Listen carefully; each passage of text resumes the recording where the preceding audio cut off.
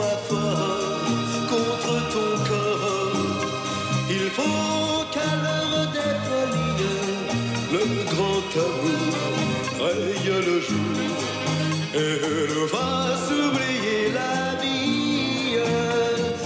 Les gens m'appellent l'idole des jeunes, il en est même qui m'envie, mais ils ne savent pas dans la vie que parfois je m'ennuie.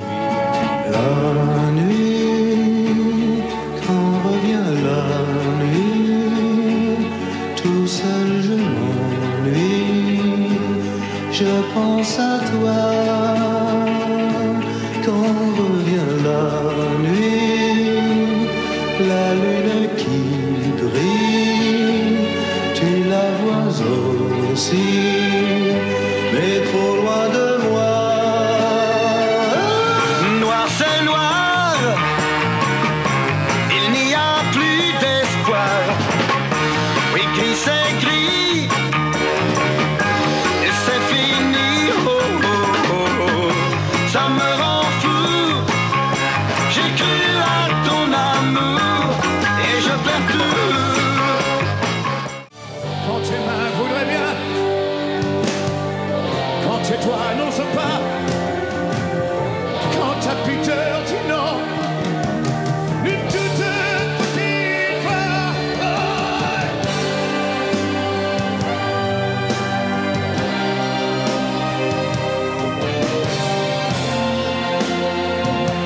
Que je t'aime, que je t'aime. On m'a trop donné, bien avant l'envie. J'ai oublié des rêves et des merci. Toutes ces choses qui avaient un prix, qui font l'envie de vivre, et le désir et le plaisir aussi. Qu'on me donne l'envie, l'envie d'avoir envie, pour vivre ma vie. Te promets le feu à la place des armes. Plus jamais des adieux, rien que des au revoir. J'y crois comme à la terre, j'y crois comme au soleil. J'y crois comme un enfant, comme on peut croire au ciel. J'y crois comme à ta peau, à tes bras qui me serrent. Je te promets une histoire différente des autres. J'ai tant besoin d'y croire encore. On a tous quelque chose en nous de Tennessee. Cette volonté de prolonger la nuit. Ce désir fou de vivre une autre vie. Ce rêve en nous avec ses mots à lui. Quelque chose de Tennessee. T'as rien dit, tu l'as déjà dit. On ne va pas y passer la nuit. Ma gueule demande de sortir. On cherchait plutôt des amis. Toi, ma gueule, que je t'aime ma gueule. Toi, ma gueule, qu'est-ce qu'il a ma gueule. Laura, le temps passé me remplit de toi. Je n'avais besoin de personne et tant de place pour toi. Oh, oh, oh, Laura. Et moi qui danse ma vie, qui chante et qui rit, je pense à lui. Diego, libre dans sa tête, derrière sa fenêtre, s'endort peut-être.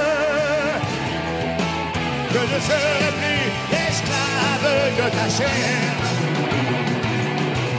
Ils ont une chaîne, savoir le jour, c'est fait ma peine pour ça de l'amour. Et dans le change à celui qui veut Martin. Ils ont une chaîne, savoir le jour, c'était ma peine pour ça de l'amour. J'ai refusé pour une amour enchaîné.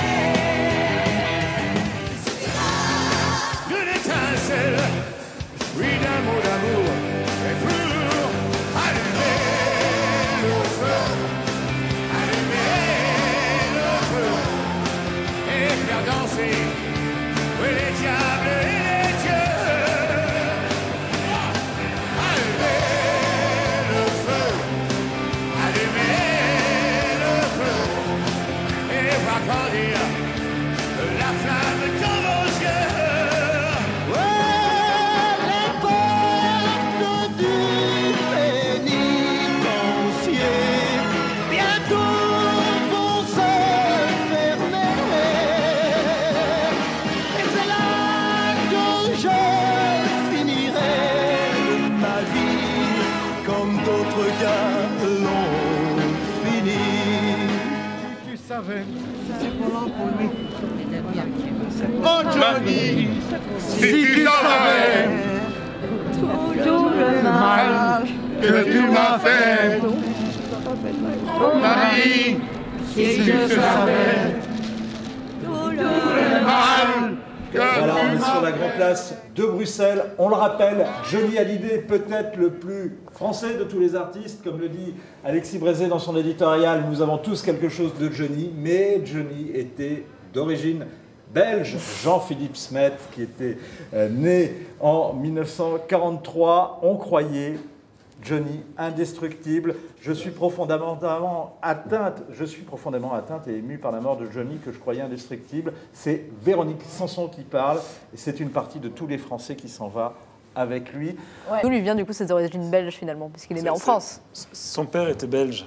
Son père était Et c'est vrai qu'il y a eu une polémique à un moment sur un changement de nationalité possible entre la Suisse, la Belgique et son installation aux États-Unis pour d'autres raisons. Mais il est resté français. Il était très attaché. C'est vrai que c'est tout près d'ici, le quartier de la Trinité. Il en parlait avec Dutronc. Et ils étaient tous, finalement, les trois artistes découverts par Jacques Wolfson, qui était le grand directeur artistique des années Vogue, la maison de disque Vogue, étaient tous du quartier. Françoise Hardy, Johnny Hallyday et Jacques Dutronc. On appelait ça la bande de la Trinité. C'était la bande de la Trinité. Il se retrouvait là. Eddie Mitchell, lui, était de la place des Fêtes. Il se retrouvait au Gold Row, qui est aussi... Maintenant, il y a un McDonald's. Vous avez bien connu le Gold Row, frère?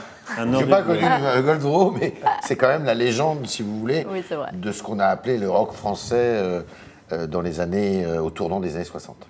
Jean-René Van der Platsen est également avec nous. Merci, directeur délégué de la rédaction du Figaro Magazine. Jean-René, on l'a vu, cette émotion qu'il y avait à Bruxelles, sur la Grand Place. D'ailleurs, la musique de Johnny a résonné dans le métro de Bruxelles ce matin. Cette émotion, on l'a vue partout en France aujourd'hui. On l'a vu à Marne-la-Coquette, bien sûr, mais on l'a vu dans d'autres villes. Qu'est-ce qu'elle vous révèle ? Alors oui, on a vu l'émotion. Je pense aussi qu'on a beaucoup cherché à intellectualiser cette émotion. Et donc il est peut-être bien, en cette fin de journée, de tirer le bilan, non pas d'un point de vue intellectuel, mais retrouver l'émotion. Et c'est ce que les images qu'on a vues à Bruxelles nous montrent. Ce n'est pas un homme politique qui est mort et qu'on enterre. C'est un artiste, un grand artiste en réalité. Et tout à l'heure, j'ai écouté... il y a une demi-heure de ça, une chanson de Johnny que j'aime bien, qui n'est certainement pas la meilleure, qui s'appelle « Le cœur en deux ». Ça s'ouvre avec une introduction musicale avec des orgues. C'est une introduction de Bach. Ensuite, il y a quelques riffs de guitare des années 70 un peu ridicules. Mais les paroles sont totalement débiles, et pour ne pas dire idiotes. Mais il y a une telle émotion, une telle force. Il croit tant à ce qu'il chante qu'on est bouleversé. Le refrain est merveilleux. C'était un tube des années 70. Finalement, il pourrait chanter un peu n'importe quoi, si vous dites. En fait, ce que je veux dire par là, c'est que quand Johnny chante, il met son cœur sur la table. Charles Baudelaire aurait dit « mon cœur mis à nu ». Quand Johnny est heureux, la France est heureuse. Quand Johnny est triste, la France était triste. Et en fait, toutes ces métamorphoses, peut-être critiquables d'un point de vue musical, en fait, ces métamorphoses, ce sont les nôtres. Elles nous parlent de nous, elles nous parlent de ce que nous sommes. Elles expriment les variations de notre âme et de nos chagrins ou de nos tristesses ou au contraire nos joies. En fait, elles disent quelque chose de très profond. Elles nous parlent de nous-mêmes. Voilà. Justement, à ce propos, je crois qu'on va aller tout de suite en direct de Marne-la-Coquette retrouver Jérémy Pontieux. Bonjour Jérémy. Qui est entouré de fans encore manifestement. Oui, bonjour. Effectivement, alors j'ai quelqu'un qui est venu ici de loin, qui est venu de loin ici et qui va peut-être nous dire déjà d'où est-ce que tu es venu. Moi, j'arrive du sud-ouest en fait. Voilà, Toulouse, entre Toulouse et Castres, petite ville à la campagne au pied de la montagne noire, Revel. Je m'appelle Davy, le boucher. Et puis voilà. Et Johnny, alors, l'histoire avec Johnny, c'est une histoire longue maintenant. Ça fait longtemps que vous écoutiez. Je crois que vous étiez chauffeur routier et que vous écoutez Johnny tous les jours. En fait, l'histoire, elle est complètement folle. Voilà, donc je vais bien la faire parce que vous êtes des garçons super là déjà au Figaro. Hein. Et donc on va se la faire souple. Moi voilà, l'histoire elle est là. Ce matin je me lève à 4h du matin et je prends mon camion et je viens pour livrer sur la région. Et il y avait beaucoup de brouillard, chez nous on a beaucoup de brouillard. Et j'entends la radio. Donc au début, la première demi-heure, à 4h30, pour être précis, j'allume pas la radio pour être concentré dans le brouillard. Dès que j'arrive sur l'autoroute, je me mets justement à allumer la radio. Putain, j'allume la radio, à mon camion, je vois Nostalgie. Qu'est-ce que j'entends? J'entends Johnny. Je dis, tiens, super, hop. En plus, c'était des vieilles chansons, donc des vieilles chansons, et je les ai pas forcément dans mon camion, celles-là. Bien que j'écoute 3 heures par jour environ, Johnny Hallyday à pas oublier, sauf quand j'ai mal à la tête, je précise. Et donc pour revenir là-dessus, j'écoute une chanson de Johnny, deuxième chanson de Johnny qui arrive. Et là vous avez compris Non, je comprends pas encore, mais je me dis putain quand même on en tape parler, là. J'espère avec mon frère qui est fan, Cédric Le Boucher, j'ai fait coucou. Et comme moi, bien sûr, qu'on allait voir les concerts ensemble, voilà mon frère. Ok.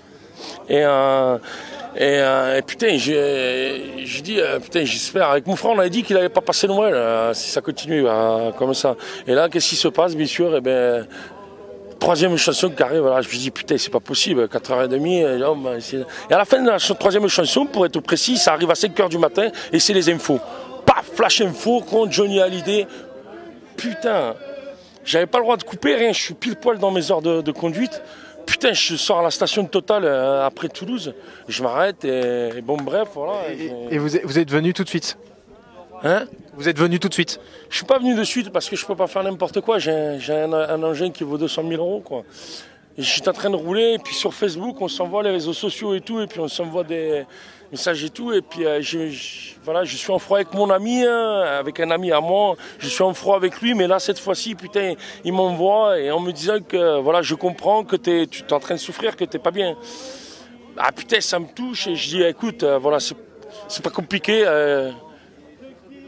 au nom de tout le Sud-Ouest, j'ai tous les amis qui me connaissent dans la pétanque, dans le rugby, dans l'Ovalie, qui me connaissent et qui m'envoient des messages et tout par rapport à Jojo. Et puis là, j'ai déplombé, j'ai dit, bon, mais voilà, j'avais donné ma parole que j'allais, le jour où, si devais le vivre, quand Johnny allait mourir, d'aller le plus près de lui. Et je suis venu, voilà. Est-ce que vous voulez, pour finir, chanter une petite chanson, un petit air de Johnny pour tout le Sud-Ouest? Et moi, j'ai surtout envie de dire, les gars, vite fait, c'est... on a perdu quelqu'un. Voilà, tous. Et moi, c'est pas du blabla. On a perdu quelqu'un. Voilà, la France a perdu quelqu'un. C'est 57 ans où il portait les couleurs de notre pays le plus haut possible. Merci beaucoup pour ce témoignage. En tout cas, il y en a beaucoup ici, effectivement, à Marne-la-Coquette, de passionnés qui sont venus de loin et qui sont venus rendre hommage. Voilà, 14 km dans la boue. On reviendra vers vous plus tard, mais vous verrez qu'il y a beaucoup de témoignages effectivement émus. Merci en tout cas. Bien sûr, Jérémy, et vous continuez à nous appeler pour nous donner ces témoignages. Merci beaucoup pour ce témoignage, et on salue bien sûr tous les internautes qui nous regardent entre Castres et Toulouse et dans tout le Sud-Ouest. Vous continuez à rendre vos hommages sur le forum du Figaro.fr, oui, également sur les comptes Twitter du Figaro et sur Facebook. Et je vois notamment Patricia. Patricia qui dit qu'elle est devant sa télévision depuis ce matin à regarder les hommages rendus à Johnny, qu'elle est triste comme toute la France. Et Eric qui dit que Johnny reste un monument de notre histoire de France avec la 5e République. Et ça va plaire à Yves Tréhard. Il y a Denis Tillinac qui était avant nous. C'est très fort ce qu'on vient d'entendre, notamment sur le fait qu'il représentait la France, qu'il représentait la fierté tricolore. Oui, on l'a dit, il représente toutes les couleurs du drapeau, parce que la question tout à l'heure, c'est quelle est la couleur qui symbolise le mieux, qu'incarne le mieux Johnny. En fait, il incarne très très bien les 3 couleurs, et je racontais à cette occasion que quand il avait été appelé sous les drapeaux, il y était allé de bon cœur en disant qu'il voulait absolument servir son pays, et qu'au contraire, ils allaient avec d'autres soldats créer un orchestre et tout ça. Et vous savez, Johnny, ce qui est extraordinaire, c'est que Moi, je connais pas mal de petites histoires. Je vais vous en raconter une sur Johnny. Allez-y, on est là pour Parce ça. qu'elle est extraordinaire. Moi, je n'ai pas bien connu Johnny, mais j'ai vu peut-être une ou deux fois. Mais j'ai un bon ami qui est très connu, en revanche, lui, qui s'appelle Danny Bogadjian, qui est un type très connu à Marseille, et un réfugié, enfin pas un réfugié, mais un enfant d'Arménien, et qui était à Marseille et qui galérait dans son boulot. Il était dans le commerce de peau, de cuir. Et un jour, il y a un type qui frappe à sa porte, à moto, qui venait de déchirer son blouson, et il avait un concert le soir. Il n'était pas encore très très connu. Ce type-là, c'était Johnny Hallyday. Et il lui a réparé son blouson, et ils sont devenus très très très très amis, et c'était une amitié extraordinaire. Et puis Johnny Hallyday va faire un concert en 2009 à Marseille au Stade Vélodrome, juste avant d'ailleurs le concert de Madonna, qui sera malheureusement, il y aura un accident, vous savez, puisqu'il y a une tribune qui se sera effondrée, enfin avant le concert d'ailleurs. Et Danny, je déjeunais avec lui, il me dit, tu sais, il y a Johnny ce soir au concert, j'ai une place pour moi et ma femme, mais et devant moi, je lui dis, mais attends, moi je repars, je vais à Paris ce soir. Il me dit, non, reste là. T'as combien de copains avec toi? On était 4. Et devant moi, il a appelé Johnny. Il dit, pas de problème, vous avez 4 ou 5 places. Enfin, voilà. Ça, c'était Johnny. C'était combien de temps après leur première rencontre? Ça, c'était en 2009. Je vais vous dire, la première rencontre, c'était au début des années 60. Ah oui. Donc, c'était longtemps après. Et Johnny, il avait aucune... Il allait comme ça. C'était une idole au début des jeunes, mais une idole de tout le monde, mais qui ne cherchait pas à se mettre à l'écart, justement, à jouer l'invisible. Et il y a une image, d'ailleurs, qui, à mon avis, sa mise en scène, c'est lui qui a probablement voulu ça. J'y étais, moi, au Parc des Princes pour les 50 ans. Mais moi, j'étais très, très loin de Johnny. Mais quand Johnny fend la foule et qu'il se prend tout le monde sur lui, c'est une épreuve physique, hein, alors qu'il va chanter pendant après 3 heures, qui est probablement un de ses plus beaux concerts, d'ailleurs, d'après moi. Hein, au Parc des Princes. Oui, au Parc des Princes. C'était les 50 ans.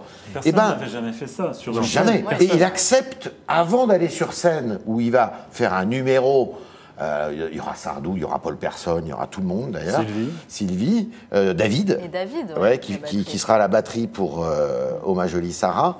Et ben, il est arrivé, mais c'était éprouvant, je veux dire, cette traversée de la pelouse, alors que tout le monde voulait le toucher, tout ça, mais lui, ça ne le gênait pas, vous voyez. Dangereux, il a eu très peur ce jour-là. Il paraît qu'il a eu très peur. C'est parce très qu'il dangereux. aurait pu être Ni les Stones, ni Tina Turner, ni... personne n'a fait ça. Et tous lui ont envoyé des messages après pour lui dire « Tu as osé ce que nous avons toujours rêvé de faire sans jamais pouvoir le faire. » Donc il aimait le contact. C'est pour vous dire que, bon, il allait vers tout le monde. Et on a parlé... C'est cette année-là qu'on a eu, en dernière chanson, en finale, ça a duré 3 jours au Parc des Princes. On a vu, la dernière chanson était Le Pénitencier, et on voyait des policiers monter en haut du Parc des Princes et figurer un pénitencier avec un jeu de lumière qui faisait des barreaux.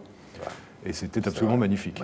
Ouais, c'est des scénographies dont on se souvient tous. On a beaucoup parlé de Johnny Hallyday, on a un peu moins parlé de son entourage et des piliers de sa vie, qui étaient ses femmes, notamment sa dernière femme, évidemment, Laetitia. On accueille sur ce plateau Marion Galli-Ramuno.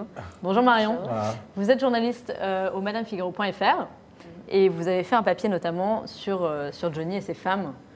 Qu'est-ce que vous pouvez nous en dire? D'abord, il faudrait, quelles ont été d'abord... Il y a des femmes qu'on connaît, avec lesquelles il a été marié, et peut-être nous les rappeler. Oui, effectivement, il y a eu les femmes que l'on connaît tous, donc Sylvie Vartan, Nathalie Baye, il n'a pas été marié avec Nathalie, et Laetitia, évidemment, Hallyday. Donc c'est 3 grandes femmes, les 3 grandes femmes de sa vie.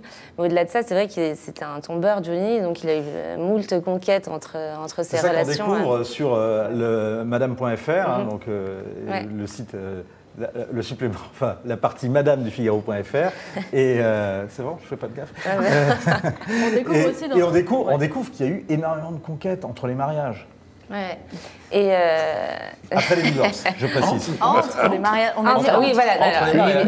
Entre les mariages, c'est ce qui est sur le Figaro.fr. Enfin, voilà, en tout cas, dans mon papier, je ne parle que de celles qui ont été entre les relations officielles, effectivement. Et vous parlez notamment de la première femme avec qui il dit avoir vécu, qui s'appelle Patricia Viterbo. Il dit quelque chose d'assez joli à propos de cette femme. C'était dans son autobiographie qui s'appelle Dans mes yeux. Il dit c'était une jolie fausse blonde que j'ai eu le temps de voir brune. Ouais. Je trouvais ça mignon. Ouais, alors apparemment, on dit que c'était une de ses fans dont il est tombé éperdument amoureux et qu'il a tout fait pour l'épouser. Il était d'ailleurs prêt à l'épouser et son entourage n'était pas du tout, pour. Et voilà, ça s'ennuyait beaucoup son entourage et c'est à ce moment-là que Sylvie Vartan est arrivée. Donc voilà, il a évincé cette Patricia Viterbo qui est devenue actrice après et qui est décédée maintenant. Mais... Je vous coupe. Sylvie Vartan, c'est une histoire d'amour, mais il y a quelque chose de plus fort qui les unit tous les deux. C'est quand même, il y a un destin commun, c'est un destin tragique d'ailleurs, la famille de Sylvie Vartan. Et c'est une symbolique énorme, tous les deux sont les chouchous de la génération yéyé. C'est le couple rêvé pour Salut les copains, pour tout ce qui se passe. Il y a aussi le frère Eddie Vartan, qui est orchestrateur, qui va beaucoup travailler avec Johnny très tard. Olivier, les Vartan, c'est une famille d'origine arménienne, mais bulgare, et qui a fui le communisme. Oui, et au début, on mange les pissenlits par la racine. Et il y avait un personnage central dans le couple qui était tout le temps avec eux, parce qu'ils avaient une maison de campagne à Gros-Rouvre, près de Montfort-l'Amaury, où ils allaient en Mustang. Ce qui était extraordinaire, c'est qu'ils arrivaient en pleine nuit après les concerts. Enfin, ça a toujours été une vie de débauche. Et comme je l'expliquais tout à l'heure, parce qu'il avait peur de la nuit, Johnny, donc la nuit, il fallait qu'il soit occupé, qu'il s'occupe l'esprit pour surmonter et vaincre cette peur. Et il y avait un homme qui était toujours avec eux, toujours, Carlos.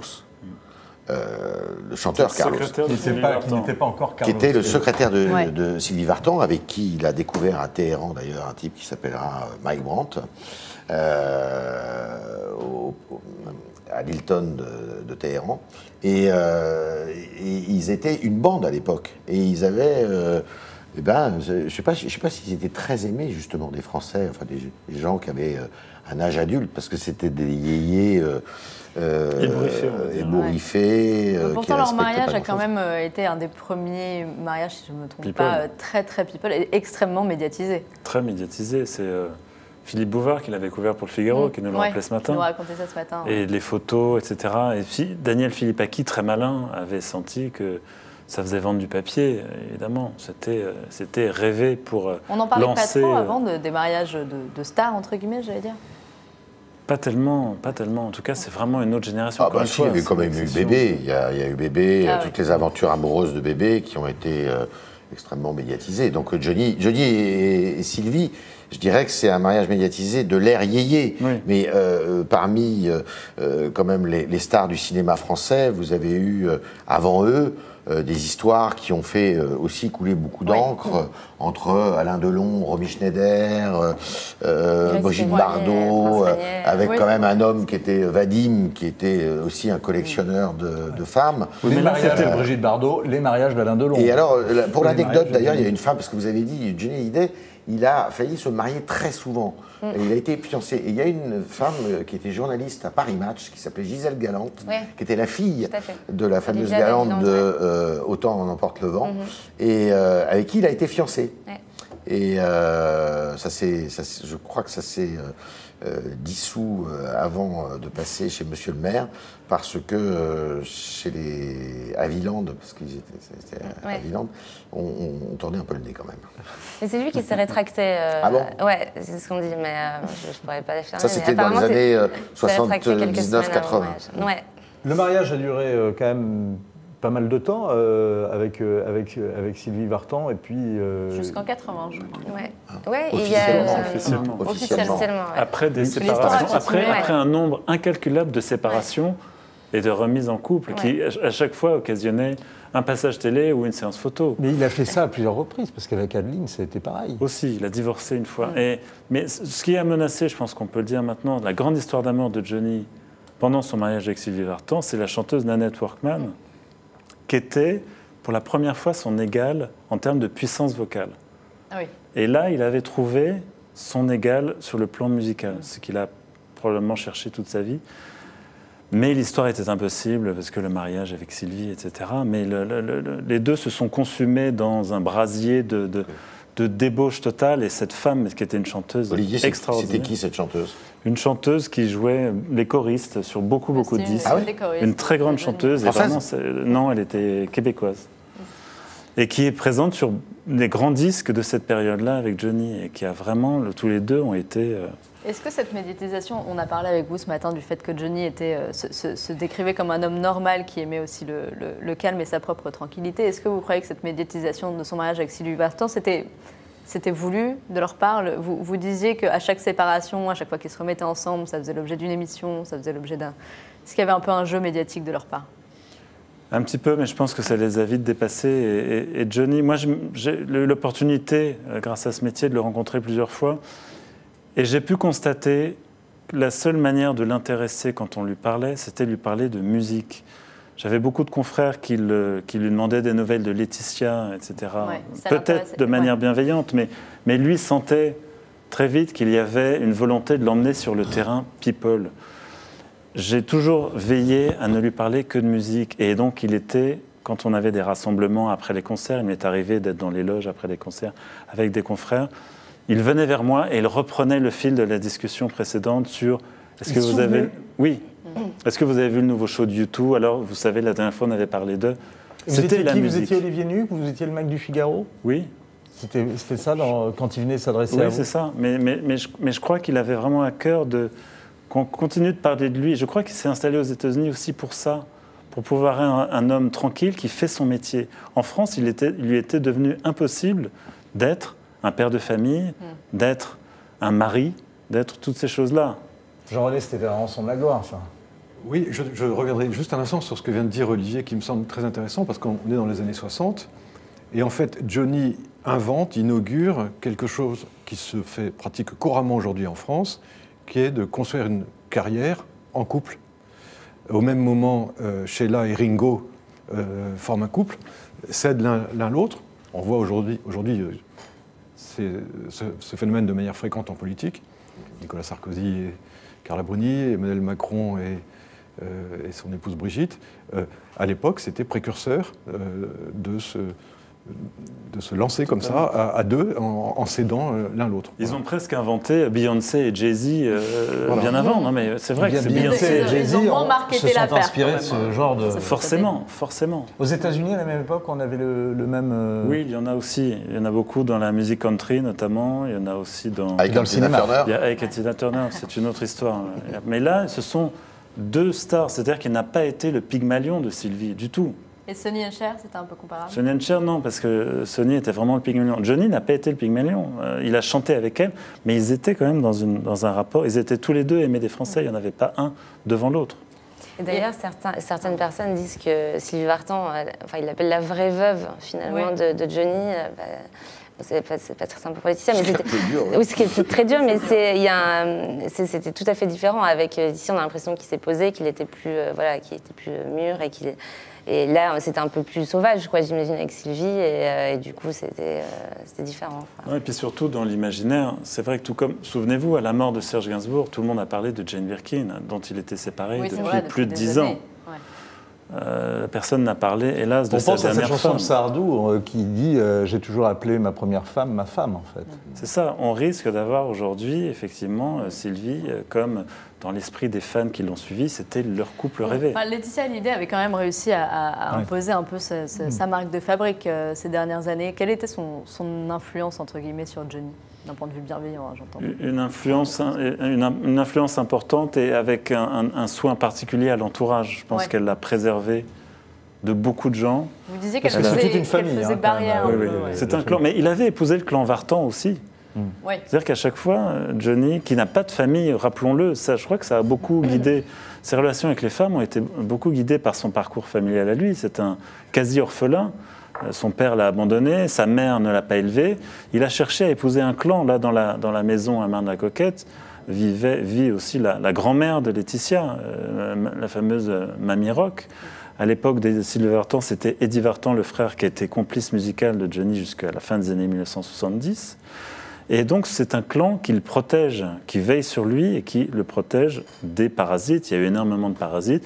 Laetitia a fait le ménage, a apporté un nouvel entourage. Par son amie Caroline de Maigret a apporté Yarol Poupeau, qui était son dernier directeur musical. Yarol a fait venir Sébastien Farran, le dernier manager, des gens qui ont resserré les boulons et dont la réussite a été, après l'incident de 2009 et la maladie et le coma à Los Angeles, de dire maintenant, on se débarrasse du côté people, on repart sur la musique. On revient aux fondamentaux. On revient aux fondamentaux avec succès.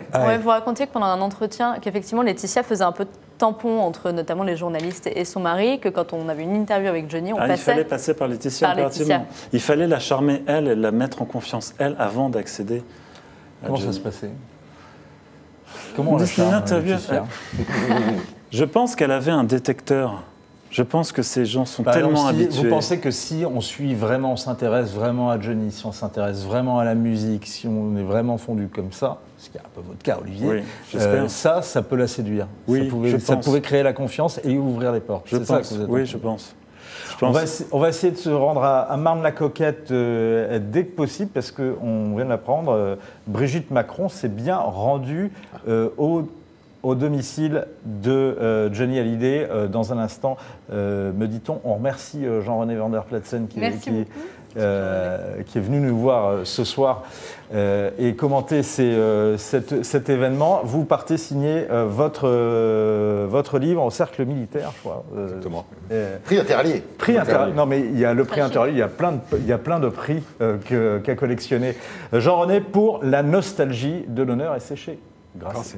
Et on va peut-être en profiter pour faire un premier point sur cette journée. Olivier Nuc, vous êtes avec nous depuis ce matin. C'est une grosse journée pour vous aussi. Est-ce qu'il y a des réactions qui vous ont particulièrement marqué aujourd'hui? Peut-être des choses que vous n'attendiez pas ou au contraire des réactions Je sais que je n'ai pas vu la réaction parce que c'est en ce moment, mais Bono a réagi chez nos confrères de RTL. Ouais. Moi, j'attends effectivement, au-delà de Bono, la réaction de Mick Jagger et de Paul McCartney, qui sont des gens de la génération de Johnny, qu'ils connaissent forcément, même si eux sont des stars internationales. Je crois que ça va être intéressant de voir, parce que c'est quand même un des leurs qui s'en va, c'est leur génération, ce sont des gens qui sont encore actifs sur scène, on a vu les Stones le mois dernier. Ouais. Ça va forcément les frapper, les heurter, parce qu'ils étaient dans une rivalité en termes de shows. C'est-à-dire que Johnny, moi, à chaque fois, me disait, je vais voir les shows. Il prend des notes sur tous les shows. Il allait voir le show du U2, il allait voir le show des Rolling Stones. Et il allait voir son équipe de production après. Il disait, voilà, eux font ça, moi, je vais faire 10 fois mieux. Et vous aviez une équipe derrière qui s'arrachait les cheveux à trouver des moyens incroyables pour faire des shows qui allaient vraiment, pendant 2-3 ans, devenir la norme, jusqu'à ce que les Stones arrivent avec une nouvelle idée, etc. Donc, on est très impatient d'avoir ces réactions-là, des musiciens qui sont ses pairs, finalement. Alors, il y en a une qui vient de tomber, c'est celle de Renaud. Si j'avais su que je l'aimais autant, je l'aurais aimé davantage. La France a perdu une légende et moi un ami. Je ne fais que pleurer devant ma télé. Il ne nous quittera jamais. Il était la star de la chanson, du rock et du cinéma. Immense tristesse. Propos tenus chez nos confrères de Paris Match.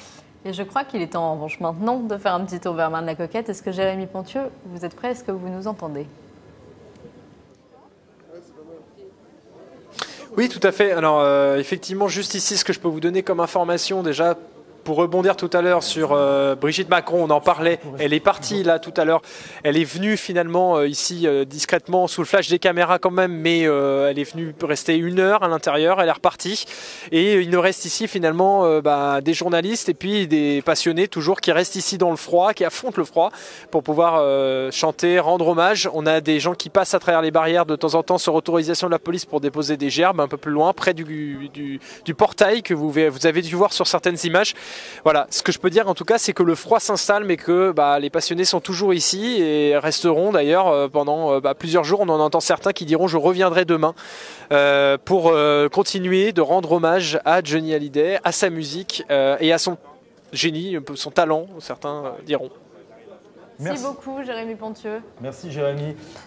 Yves, donc cette visite de Brigitte Macron chez Johnny, visite quand même qui était, d'après ce que disait également Jérémy, ce qu'on voit dans les dépêches, une visite était assez discrète. on peut d'ailleurs saluer cette discrétion, hein, parce que certains se diront, bon, bah, Brigitte Macron qui va au domicile de Johnny Hallyday, c'est de la récupération politique, enfin il y en a sans doute qui vont d'ailleurs le penser et le dire, et l'écrire. Précise que Emmanuel Macron a eu vraisemblablement Laetitia cette nuit avant de partir pour Alger. Oui, non mais ça a été écrit, c'est une banalité de le dire, c'est un monument national, Johnny Hallyday. Un héros, dit Emmanuel Macron. Transgénération, aimé par les hommes, par les femmes, par les riches, par les pauvres, par tout le monde. Et donc, je ne vois absolument, vraiment rien à redire à ce que l'épouse du président de la République, qui n'a encore une fois aucun statut social, aucun statut institutionnel, et qui en plus a tout à fait le droit d'aimer Johnny Hallyday, en tous les cas le musicien, en plus sans lui faire ombrage. Sans lui faire ombrage, c'est un peu quand même sa génération. Enfin bon, elle est plus jeune. Elle a bien le rythme quand elle danse sur. Oui, non mais elle a connu Johnny Hallyday dans ses jeunes années, quoi, si vous voulez. Et donc, ça me paraît pas indécent de voir et de savoir qu'elle est partie à Marne-la-Coquette et qu'elle a peut-être rendu une visite de courtoisie à Laetitia pendant quelques minutes. Bon, après, la grande question, si vous voulez, c'est de savoir où va être le niveau, on la voit, donc ça veut dire que c'était sincère, où va être le niveau de l'hommage rendu par le président de la République. Est-ce qu'on va s'en tenir à un hommage national avec un discours dans la Cour des Invalides, ou est-ce que ça va être des obsèques nationales, ce qui change tout quand même? Pourquoi? Parce que les obsèques nationales, ça veut dire que vous avez un défilé sur des voies de Paris, par exemple, pour descendre des Champs-Élysées, avec la garde républicaine, avec le cercueil sur une voiture à cheval. Ça a été rarement le cas pour des artistes. Oui, alors Joséphine Baker. Pour des écrivains, ça a été le cas pour Victor Hugo. Et évidemment, il y avait 2 millions de Français à l'époque. Il y avait moins de Français. Il y avait 2 millions de Français. Ça a été le cas, je crois, pour Maurice Barrès. C'était le cas pour Paul Valéry. Même, je crois que Édith Piaf n'a pas eu cet honneur. Donc voilà, on va voir. C'est là où on va voir où est-ce que quelle est la considération que la République apporte à la mort de Johnny Hallyday. Donc c'est ça qu'on va savoir. Ce serait juste un hommage national, qu'est-ce que ça... Écoutez, c'est déjà un hommage national, c'est quand même pas rien. Simone Veil, je vous rappelle, a eu un hommage national. Jean d'Ormesson doit avoir un hommage national. Les victimes du Bataclan ont eu un hommage national dans la Cour des Invalides. Un hommage national, c'est déjà énorme. Mais... bon, d'aucuns disent que Johnny, c'est aussi Johnny la France, hein, en dépit de ce prénom anglo-saxon. Et donc, tout est possible avec Johnny. Hein, tout est possible, comme le disait Olivier. Ses mises en scène étaient absolument incroyables. Ses arrivées imprévues. Je me souviens, pour ses 60 ans, concert de 60 ans, il est arrivé en hélicoptère sur le toit du Stade de France. Tout est possible avec lui. On verra bien. Ce qui est sûr, c'est que... l'unanimité autour de cet homme, finalement, c'est plutôt bien, non? Philippe Manoff, qui était avec nous sur ce plateau tout à l'heure, disait dans une interview que lui souhaitait un Johnny Hallyday Day, une journée spéciale. Ouais, faut pas exagérer quand même, mais bon.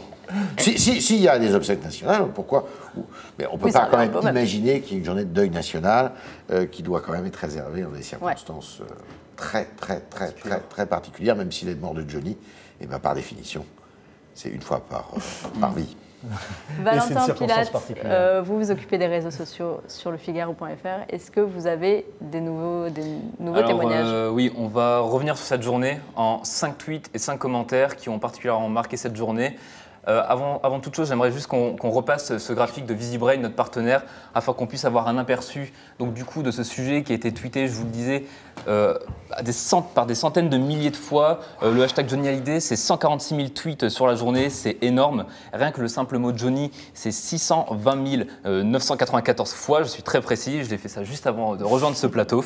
Ou encore d'autres mots-clés comme Laetitia, repris à 23 000 fois, merci Johnny, 16 000 fois. Voilà, le sujet a littéralement envahi les réseaux sociaux et Twitter. Alors du coup, parmi ces 5 tweets et 5 commentaires, on va revenir parmi ceux des politiques. On retrouve naturellement donc Emmanuel Macron. On a tous en nous quelque chose de Johnny Hallyday, le public de fans et de fidèles qu'il s'était acquis est en larmes. Nous n'oublierons ni son nom, ni sa gueule, ni sa voix. Le voici au panthéon de la chanson où il rejoint les légendes du rock et du blues qui l'aimaient tant. Le monde de la chanson et de la culture, bien évidemment, exprime sa grande tristesse, notamment par Céline Dion. Son tweet a été retweeté des milliers de fois aujourd'hui, d'abord en anglais et à l'instant en français. Je suis très triste d'apprendre le décès de Johnny Hallyday. Il était un géant du show business, une véritable légende. Il l'a enflammé, Yves Tréhard nous disait, il est même arrivé sur le toit du Stade de France lors d'un de ses concerts. Le Stade de France, oui, son compte Twitter rend hommage, le Stade de France rend hommage à Johnny Hallyday qui aura marqué son époque comme l'histoire du Stade de France. Il est le premier artiste français à s'y produire pour un concert géant en 1998 avec 9 concerts. Nos institutions nationales reviennent également sur cette journée. Oui, la gendarmerie nationale, hommage quand Johnny Hallyday était le soldat Smet. La gendarmerie s'associe à l'hommage rendu à Johnny Hallyday. Et bien évidemment, l'avis de nos internautes. Je terminerai avec ce commentaire, celui de Termite, 2 piliers de la France qui sont partis hier. Jean d'Ormesson pour la littérature et aujourd'hui Johnny Hallyday pour la musique, juste avant les fêtes. Comme c'est triste. L'un vivait pour l'écriture, l'autre incarnait la chanson française. Voilà, 5 tweets et commentaires marquants de la journée. Merci beaucoup, Valentin Pilate. Marion Galli-Ramuno, on ne vous a pas posé de questions sur Laetitia, c'est la dernière femme de Johnny. Qu'est-ce que vous pouvez nous en dire? On peut se poser beaucoup de questions sur l'après de Johnny pour Laetitia, un petit peu, et aussi on peut se souvenir d'il y a 20 ans, ce qu'était Laetitia quand même. Moi j'ai le souvenir que tout le monde se moquait un peu d'elle et qu'elle avait avec ses bouclettes des allures très mièvres et très pataudes, et puis finalement... Voilà, c'est quoi son histoire pour rappeler un petit peu aux gens? Elle vient d'où avant Johnny? Elle a passé beaucoup de temps aux États-Unis. Elle était mannequin. Voilà. C'est à peu près tout ce qu'on sait. C'est à peu près tout ce qu'on sait. Et voilà, il l'a rencontrée à Miami dans une boîte de nuit, je crois. Et voilà. Et du coup, on s'est dit que ça allait pas durer à côté de tous ces mannequins qu'il a fréquentés et toutes ces stars. On s'était dit bon, Laetitia ne va pas tenir le coup. Et finalement, voilà, 20 ans, 22 ans. C'est devenu son rock. Enfin, comme tout le monde dit, mais c'est vrai. Et finalement, elle a su gérer Johnny, ce que peu de gens ont réussi à faire. Et puis, voilà, ils ont traversé quand même des épreuves sur l'envie d'avoir des enfants, les problèmes avec les problèmes fiscaux de Johnny aussi. Et puis, elle est restée à travers des épreuves. Qu'est-ce qu'elle a eu de plus, vous pensez peut-être, Olivier Nuc, que ces autres femmes qu'il a pu côtoyer? Ça, c'est difficile à dire. Il aurait fallu demander à Johnny, mais je pense que ce qui a joué pour elle, c'est que c'est une femme qui s'est mise vraiment tout entière à son service. Elle n'a pas cherché à lui faire d'ombre du tout. Il y a eu un mariage... Une carrière dans l'ombre, finalement. Voilà, parce qu'il y a eu un mariage express. Il s'est marié dans les années 80, début des années 80, avec une femme dont j'ai oublié le prénom, mais ça a duré 1 mois et 3 jours, le mariage, parce qu'elle avait des velléités de comédie. Je pense que Johnny, il prend toute la place, il prend toute la lumière, et c'était très compliqué, à mon sens, d'être à ses côtés et d'ambitionner de prendre un peu de cette lumière-là. Et Laetitia était certainement la seule à le comprendre à ce point-là. Ouais. C'était un peu d'ailleurs le problème qu'il y a eu avec Adeline Blondiot, qui a été à un moment un de ses mariages qui a très mal fini. Qui a été sa femme à 2 reprises, qui était aussi la fille d'un de ses meilleurs amis. Je pense que voilà, c'est compliqué. Et puis Adeline était une jeune femme avec un caractère beaucoup plus... il y a une femme dont on n'a pas parlé quand même, mais qui est importante, parce que sa fille leur fille commune a été au chevet de Johnny et l'a vraiment porté dans ces dernières semaines, c'est Nathalie Baye. Bon, on l'a évoqué très rapidement. Très rapidement, mais Nathalie Baye, c'est aussi celle qui justement fait la jonction entre le Johnny populaire et puis un public plus intello, plus élitiste. C'est elle qui lui fait accéder... déjà, il se fait couper les cheveux et il adopte un look beaucoup plus strict, beaucoup plus classique. Il pose en costume cravate sur les pochettes de ses disques, ce qui était totalement inédit. Ça, c'est elle, vous pensez? C'est elle, oui, c'est son influence. Elle lui fait rencontrer Jean-Luc Godard, donc quand même le sommet, le champion du cinéma exigeant qui fait tourner Johnny. C'est elle qui le met en contact aussi avec Michel Berger. Elle lui ouvre tout un pan. Je pense qu'il doit beaucoup il devait beaucoup à Nathalie Baye, qui lui a montré un autre monde et qui lui a permis de passer dans cet autre monde, parce que Johnny était quelqu'un un autodidacte avec les complexes qui vont avec, et je pense qu'il ne serait jamais allé de lui-même frapper à la porte de Jean-Luc Godard si Nathalie n'avait pas insisté. Il n'aurait jamais demandé. On m'a rapporté que le premier dîner avec Michel Berger, c'est Jean-Claude Camus qui le raconte dans son livre. Donc Hallyday est extrêmement timide, qui baissait les yeux, qui était extrêmement modeste, et qui s'aventure à demander à Michel Berger Michel, est-ce que vous accepteriez de m'écrire une chanson? Et Michel Berger qui lui répond non, il n'est pas question que j'écrive une chanson, Johnny, c'est un album ou rien. Et Johnny n'osait même pas demander un album. Avec Michel Berger. C'est quand même quelqu'un, il faut insister aussi sur cette dimension-là, l'humilité du personnage. Et on l'a beaucoup dit et redit. On doit également à Nathalie Baye, Laura Smet est l'un des plus beaux tubes de Johnny. Quel était le plus beau tube de Johnny, celui que vous préférez? Vous pouvez continuer à voter sur le Figaro.fr. Et on va se quitter d'ailleurs avec quelques-unes de vos réactions. Il y a Christelle qui nous disait « On le croyait immortel, je n'arrive pas à y croire ». Valère qui dit « Un immense artiste nous quitte, ce génie fort d'une créativité exceptionnelle a bercé toute la France de ses mélodies extraordinaires et de son originalité toute française ». Je pense qu'on va refermer cette édition spéciale. On va fermer cette édition spéciale d'abord en vous remerciant. Merci de nous avoir suivis, merci d'avoir commenté, merci de nous avoir donné vos témoignages, de nous avoir fait partager votre émotion. On remercie également tous ceux grâce auxquels a pu être faite cette édition spéciale sur Figaro Live. Benjamin Vincent, Ivar Couder, Charlotte Darche, Victor Lefebvre, Jérémy Pontieux et Sacha Benita, mais avant Maxime Cuny et Élodie Bougouin, Laure Kermanac, Anne-Emmanuel Isaac, Brune Daudré, Alexandre Boursier, Thibaut Isoré qui était à pied d'œuvre dès ce matin avec François Aubel, Valérie Ancelin, Jean-Charles Cousin, Benjamin Vincent, Marie-Laetitia Bonavita et je demande pardon à ceux que j'ai oubliés. Vous restez avec Marion nous. Galli-Ramouno, Olivier Nuc, bien sûr, Jean-René Van der Platsen, Yves Tréhard tout à l'heure, et tous nos invités, tous ceux qui ont réagi. Vous pouvez retrouver bien sûr ces témoignages, toutes ces éditions spéciales sur le Figaro.fr dans quelques minutes, et puis également sur la page Facebook du Figaro. On se retrouve dès demain sur Figaro Live, et puis on se retrouvera également pour continuer ces hommages à Johnny ainsi qu'à Jean d'Ormesson. Et puis on va écouter quand même les plus beaux morceaux de Johnny. Ceux que vous avez sélectionnés. De Johnny avec plaisir. Merci. Merci beaucoup de nous avoir suivis. Quand c'est toi, n'ose pas. Quand t'as Peter, dis non. Une toute petite fois.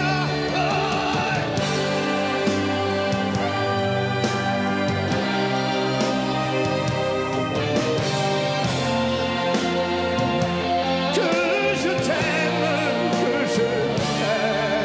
On m'a trop donné, bien avant l'envie. J'ai oublié des rêves et des merci. Toutes ces choses qui avaient un prix, qui font l'envie de vivre, et le désir et le plaisir aussi, qu'on me donne l'envie.